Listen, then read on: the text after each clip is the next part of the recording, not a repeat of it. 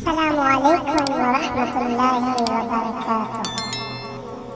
دوستانو ګورئ دا کوم خلک چې روان دي په خپل نشه کې روان دي، په خپل سوچ سره روان دي، څوک یو طرف ته څوک بل طرف ته، خو دې وخت کې دې ته پته نشته دی چې زموږ آخري انجام زموږ آخري ځای کوم دی.